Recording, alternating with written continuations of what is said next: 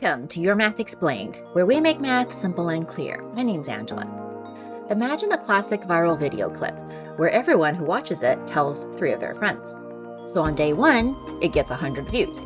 Then these 100 people each told 3 of their friends. So then on day 2, it gets 300 views.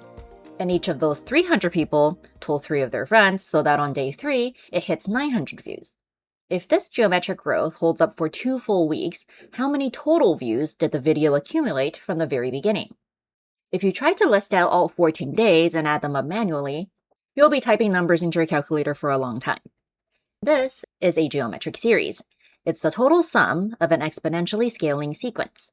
Today, we're going to unlock the formulas that allow you to add up compounding growth instantly. Now, before we jump in, if you haven't subscribed to the channel yet, make sure you do that first so you don't miss out on new weekly content.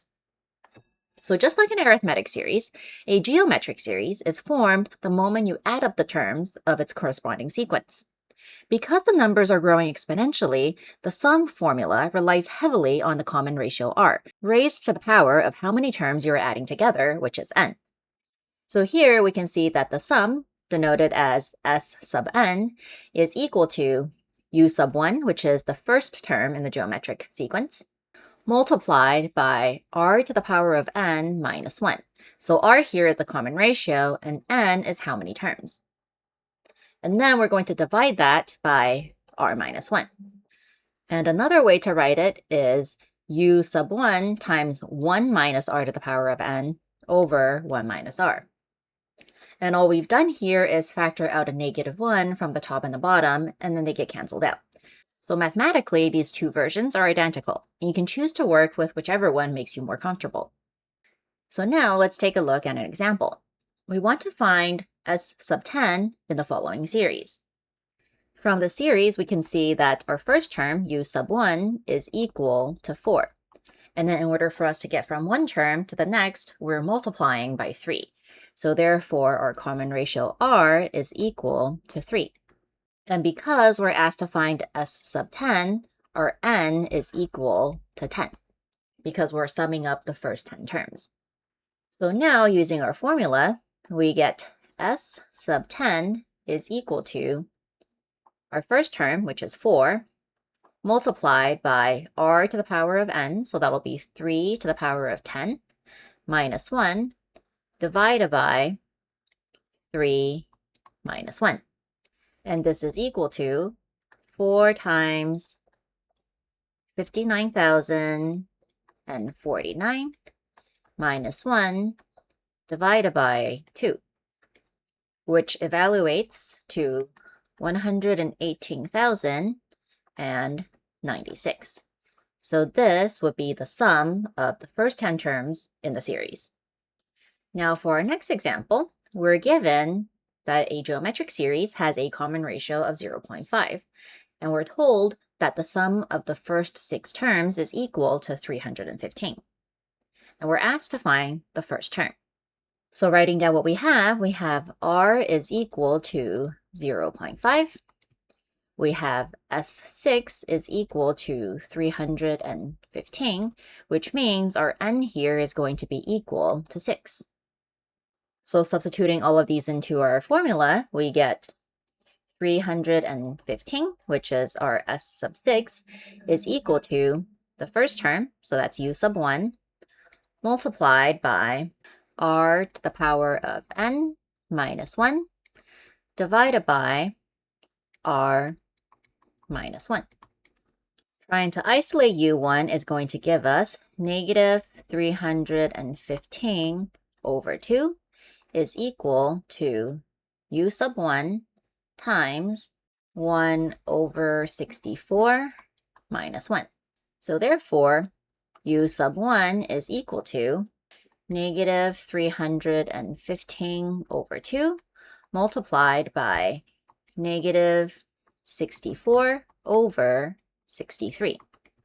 So therefore, u sub 1 is equal to 160. Now for our last example, we're going to take a look at a problem that's a little bit trickier. So here we're told that we have a geometric progression where the third term is 18 and the sixth term is 486. And we're asked to find s sub 7. So far, within the formula, the only value that we have is n is equal to 7. We don't know what u sub 1 is, and we don't know what r is. So this means in order for us to find what s sub 7 is, we need to first find u sub 1 and r. Now we're given that the sixth term is 486 and that the third term is 18. And we can use these two terms to find our common ratio. So we have u sub 6 divided by u sub 3 is going to be equal to, now u sub 6 is just the first term multiplied by the common ratio to the power of 5. And u sub 3 is the first term multiplied by the common ratio to the power of 2.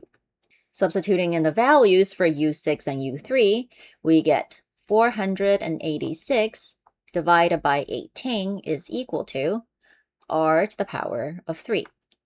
So therefore, r is equal to 3. So let's go ahead and fill that in. And next, we need to find what u sub 1 is. And we can either use u sub 6 to find it, or we can use u sub 3 to find it. So naturally, we would like to work with smaller numbers. So we're going to use our u sub 3, which means we get u sub 3 is equal to u sub 1 times r to the power of 2. And substituting in the values that we have, we get 18 is equal to u sub 1 times 3 to the power of 2. So this means our first term, u sub 1, is equal to 2. So again, let's go ahead and fill in that information. And now we have everything we need to find the sum of the first 7 terms.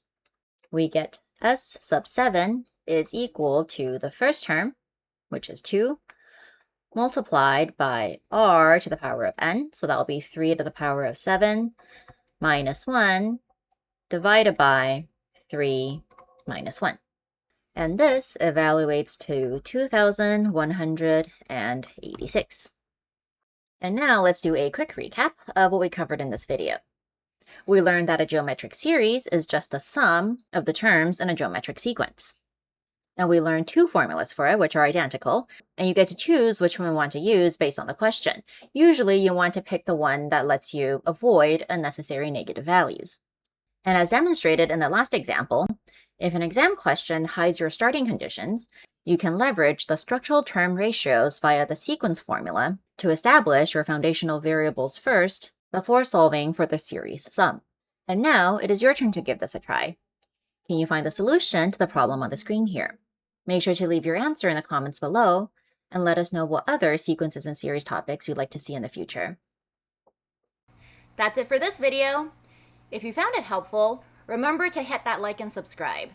And if there's a topic you'd like us to cover, make sure to drop it in the comments.